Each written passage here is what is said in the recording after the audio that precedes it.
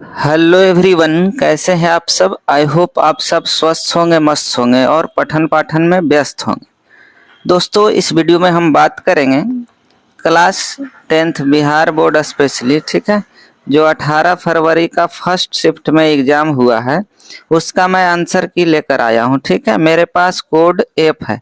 आप लोगों को करना क्या है कि अपना अपना क्वेश्चंस पेपर निकाल लीजिए। ठीक है, 100% करेक्ट आंसर बताऊंगा, ठीक है ना।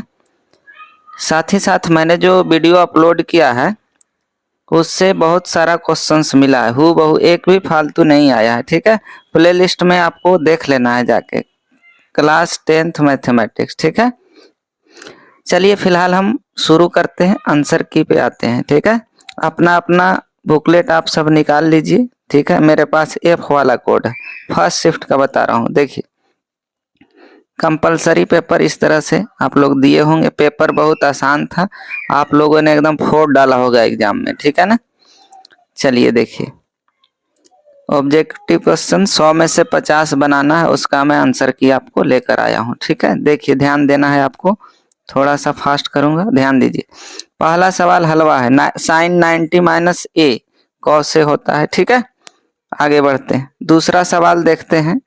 पहला तो फार्मूला ही पूछ दिया, दूसरा देखिए, कह रहा है alpha equal to beta equal to 60 degree, तो कॉस अल्फा माइनस बीटा दोनों बराबर है, यानी कॉस कितना हो जाएगा 60 माइनस 60, कॉस 0 डिग्री। कॉस 0 का वैल्यू क्या होता है 1, यानी बी ऑप्शन करेक्ट हो गया आपका। आगे बढ़ते हैं, तीसरा सवाल देखते हैं।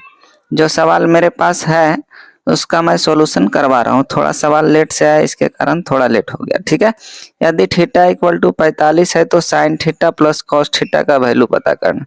तो देखिए, साइन 45, थीटा की जगह 45 रखिए, प्लस कॉस 45 रखिएगा। साइन 45 1/रूट होता है, प्लस कॉस 45 भी 1/√2 होता है। ठीक है, एलसीएम लीजिएगा तो 1 + 1 2 हो जाएगा, 2/√2। अब देखिए, 2 को हम क्या लिख सकते हैं, √2 इंटू √2 लिख सकते हैं। बताया था मैंने, √2 को √2 इंटू √2 छुच्छेटी, नीचे में क्या है √2 से √2 मर गया, आपका आंसर √2 हो गया। बी ऑप्शन इस सवाल का जवाब हुआ। देखिए, मैं ए भी नहीं करवा रहा हूँ, पूरा एक्सप्लेन के साथ करवा रहा हूँ, इसलिए थोड़ा टाइम देकर देख लीजिएगा। ठीक है, ये नहीं कि हड़बड़ के चक्कर में आप सब गलती कर दिए। यदि ए इक्वल टू 30 डिग्री तो 2tan a/1 minus tan square ए पूछा गया है। ठीक है, तो ध्यान देना है चौथा नंबर सवाल का। तो देखिए, 2tan a into 2tan a/1 minus tan square, एक तरीका है, ए का वैल्यू 30 डिग्री रख के वैल्यू रखिए, सोल्व करिए, वो बहुत लेंदी हो जाएगा। तो 2tan a/1 minus tan square ए होता है tan 2a होता है। क्या होता है जी, tan 2a होता है। ठीक है ना, अब समझ लीजिए, tan 2 इंटू ए का वैल्यू 30 है, यानी tan 60 हो गया इस सवाल का जवाब। ठीक है, बी ऑप्शन करेक्ट हो गया। आगे बढ़े, चलिए अगला सवाल मेरे पास पांचवा आया है। देखिए, पांचवा भी अच्छा सवाल है, ध्यान देने का।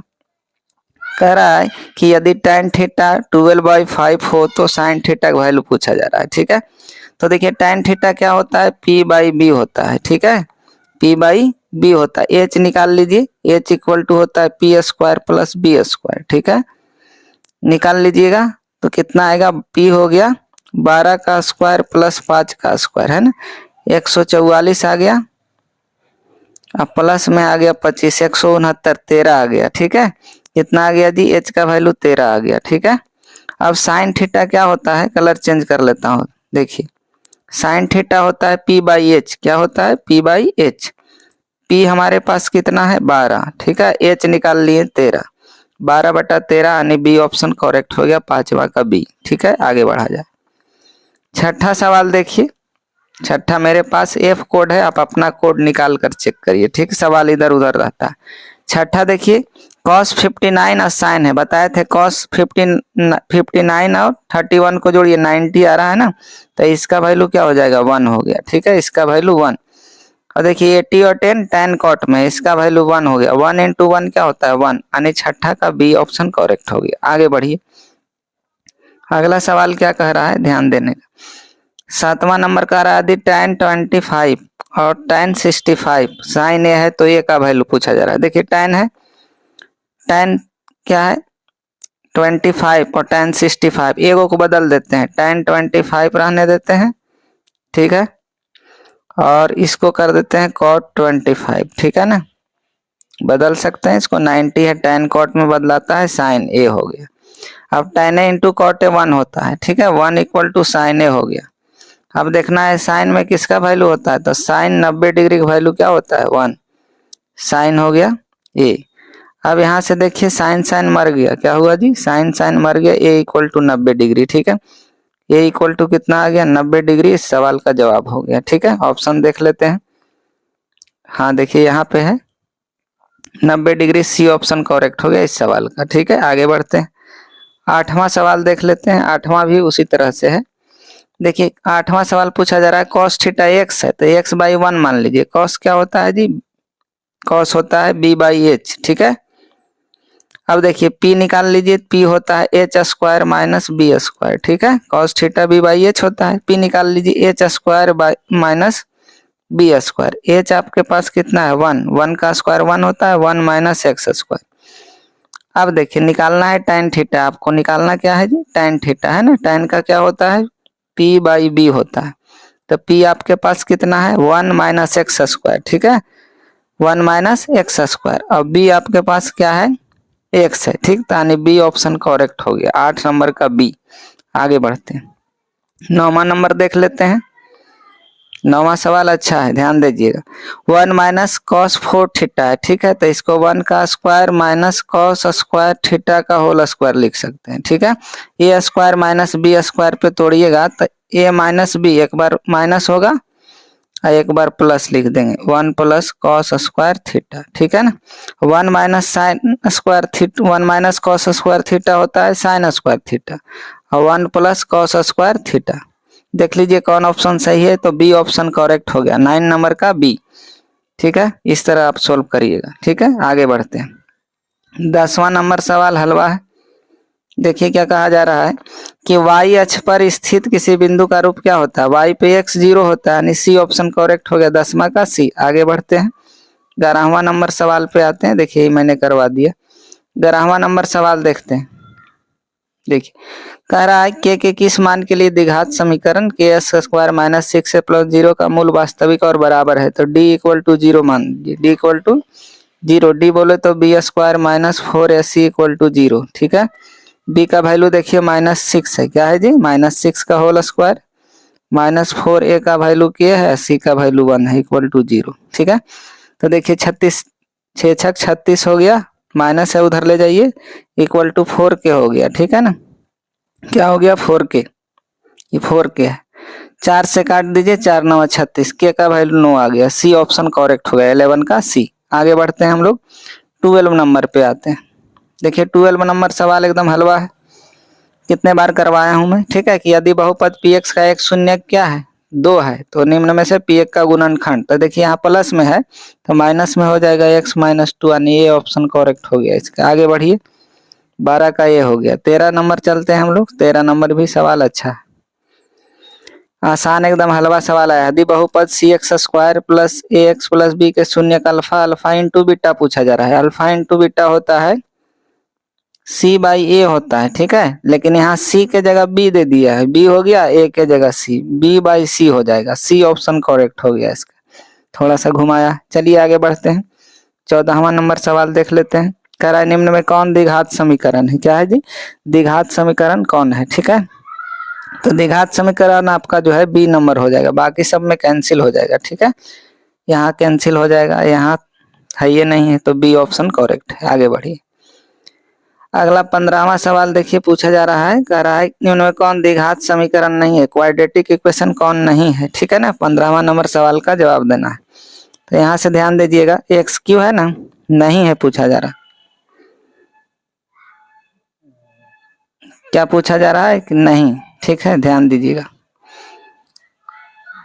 नहीं पूछा जा रहा है, तो x Q minus x square x minus 1 का होल क्यू तोड़िएगा तो खत्म हो जाएगा, तो बी ऑप्शन करेक्ट है, ठीक है, नहीं पूछा जा रहा। अगला सवाल देखिए, एकदम सारा सवाल सही है, मैं बनाकर आपको बता ही रहा हूँ। 16वां द्विघात समीकरण का विवेचक निकालना है, डिस्क्रिमिनेंट डी इक्वल टू होता है बी स्क्वायर माइनस 4ac, ठीक है। बी कितना हो गया -7 का स्क्वायर माइनस 4 गुने 2 गुने 6 हो गया, ठीक है। 49 माइनस 6 8 48 बोले तो 1 इस सवाल का जवाब आ गया। ए ऑप्शन करेक्ट, 16 का ए हो गया, ठीक है। आगे बढ़िए 17वां नंबर सवाल देखिए, देखते हैं आगे। हाँ आगे है 17वां नंबर, देखिए कराए निम्न में कौन बिंदु x इक्वल टू 2 लेखा चित्र पर है, ठीक है। देखिए x इक्वल टू 2 सब जगह है, दिख रहा है तीनों ऑप्शन में, तो डी ऑप्शन करेक्ट हो गया, सभी हो जाएगा। ये करवाया हुआ सवाल था, वही आया है। देखिए ये सब भी सवाल मैंने करवाया है, ठीक है, प्लेलिस्ट में बना हुआ है, देख लीजिए। यदि p+1 2p+1 और 4p-1 AP में है तो p का मान निकालना है। मैंने बताया था मिडिल टर्म को डबल करके लिख दीजिए, तो 4p+2 हो जाएगा, इक्वल टू ये दोनों को जोड़ दीजिए, 4p+p 5p और +1 और +1 खत्म हो गया सब, ठीक है। अब इसको उधर ले जाइए, तो 5p - 4p इक्वल टू 2 हो गया, यानी p इक्वल टू 2 हो गया इस सवाल का जवाब। 18 नंबर का आपका आंसर जो हो गया बी हो गया। कौन सा हो गया जी? बी। चलिए आगे बढ़ा जाए, 18 का बी हो गया, मैंने निकाल के बता दिया। आगे देखिए अगला सवाल हलवा है, कह रहा है एपी समांतर से डी 159 का सारवंतर डी जानते हैं आप लोग, T2 - T1 कर देते हैं, दूसरा टर्म पहला घटाओ, 5 में से 1 घटा दीजिए, 4 आ गया। इस सवाल का सी उत्तर, 19 का सी। आगे बढ़ते हैं हम लोग, 20वां सवाल देखते हैं। देखिए कह रहा है एपी का कौन सा पद 38 है, मतलब एन निकालना है आपको, एन बराबर वाट। मैंने बताया था कि ऑप्शन से ही चल दीजिएगा। क्या करिएगा, तो मान लो कि 12वां पद लेते हैं, ठीक है। 12वां पद क्या होगा, a+11d, ठीक है। देख लेते हैं 38 आता है कि नहीं। ए के जगह 5 हो गया, प्लस 12 गुने डी क्या होगा, 8 में से 5 गया 3, तो 33 5 क्या हो गया 38, यानी इस सवाल का जो उत्तर क्या हो जाएगा, सी हो जाएगा, ठीक है।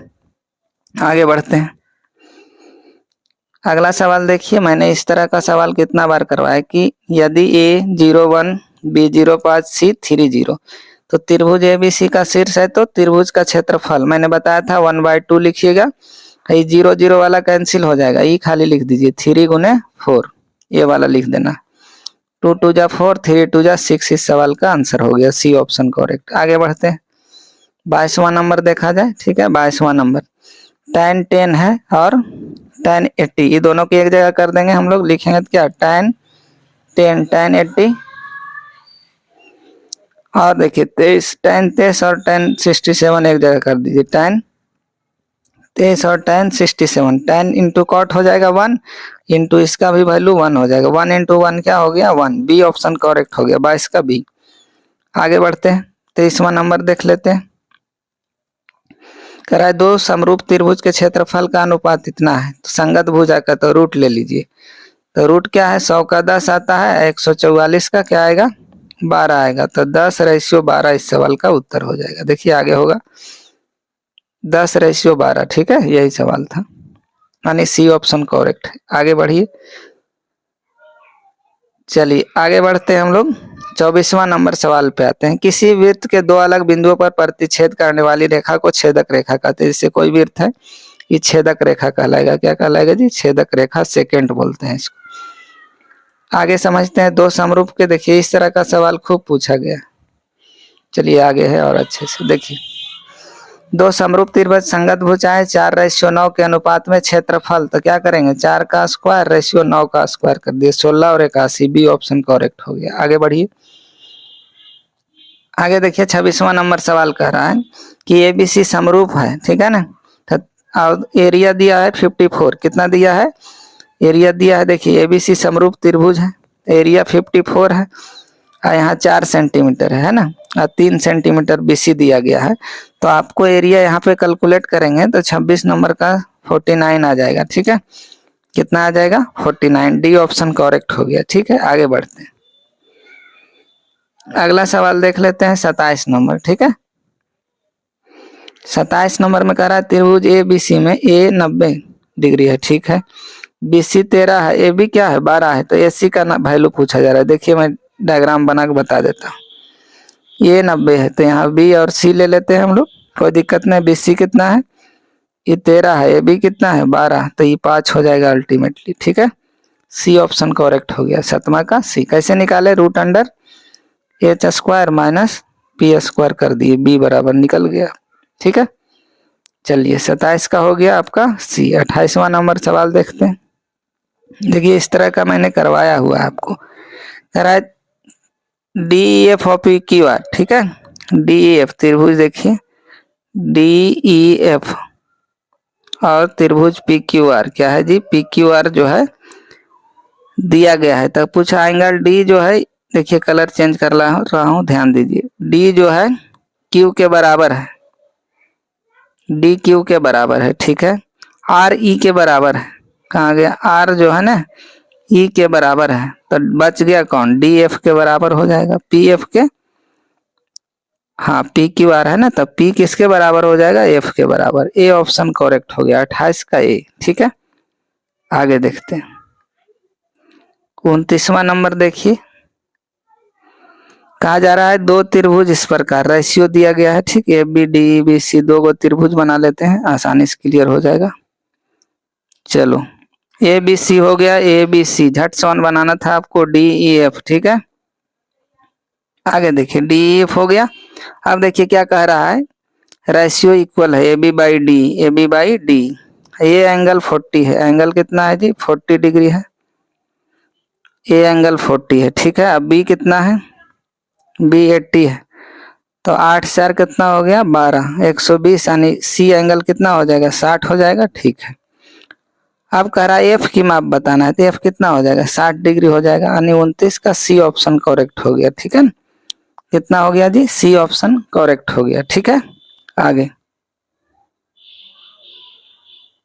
30वां नंबर सवाल देखते हैं। कह रहा है दो प्रतिच्छेदी वृत्तों के उभयनिष्ठ रेखाओं की संख्या, जैसे दो गो ऐसे क्या कर रहा है, तो एक यहाँ एक यहाँ है ना, दो गो होगा, कितना होगा, बी ऑप्शन करेक्ट हो गया, 30 नंबर का बी हो गया। ठीक है, अगला सवाल 31 नंबर देखते हैं। 31 नंबर यहाँ अच्छे से है, चलिए 31 नंबर सवाल देखते हैं। दो गोला के आयतन का अनुपात इतना है, आयतन होता है 4/3 पाई आर क्यू। ठीक है, तो आर क्यू ले लीजिए, इसका क्यूब रूट निकाल देना है आपको, 64 हो गया, रेशियो 3 रखिए 125। ठीक है, तो 64 का 4 हो गया, 4 रेशियो, यहाँ पे 25 का 5 आ गया। ठीक है, ये क्या आ गया, रेडियस का रेशियो आ गया, रेडियस का रेशियो पूछता, R1 और R2 रेशियो पूछता, तो इतना आ गया। फुलहार क्षेत्रफल का पृष्ठीय क्षेत्रफल क्या होता है 4 पाई आर स्क्वायर, आर स्क्वायर कर दीजिए, 4 का स्क्वायर 16 और 5 का स्क्वायर 25, यानी कौन सा ऑप्शन सही, सी ऑप्शन करेक्ट है 31 का। चलिए 32वां सवाल भी अच्छा है, इस तरह का एकदम मैंने करवाया था, वही डिट्टो आया। दो बेलन के त्रिज्या का अनुपात इतना है। ठीक है जी, R1 आया R2 मान लो। ठीक है, ऊंचाई H1 और H2 है, इतना दिया है, तो आयतन का अनुपात पूछा जा रहा है। ठीक है, तो आयतन क्या होता है बेलन का, पाई R1 स्क्वायर H1 बटा में पाई R2 स्क्वायर H2 लिखना है। ठीक है, पाई पाई मर गया। चलिए देखिए R1 कितना है 4 का स्क्वायर कर देंगे यहाँ। ठीक है, H1 कितना है 6 है, 4 का स्क्वायर इंटू 6 बटा में R2 कितना है 5 का स्क्वायर इंटू H2 कितना 7 है, तो देखिए 16, 4 चक 16 हो गया, 16 छक 96 और 25 सत्ते 175। ठीक है, 96, 4 चक 16 छक 96, 175, बी ऑप्शन करेक्ट हो गया, 32 का बी ऑप्शन करेक्ट हो गया। ठीक है, तो मेरे पास इतना ही सवाल अवेलेबल था अभी फिलहाल, इसका मैं कंप्लीट सॉल्यूशन आपको कुछ टाइम बाद प्रोवाइड करवाया। जितना मैंने बताया वो सब मैंने सही बताया है। ठीक है, ये नहीं कि ABC नहीं करना है, कंसेप्ट के साथ करना है। तो इस वीडियो में इतना ही रखते हैं, मिलते हैं नेक्स्ट वीडियो में। और आगे जो है कल जो संस्कृत का एग्जाम है आप सबका, उसका भाई वीडियो मैं अपलोड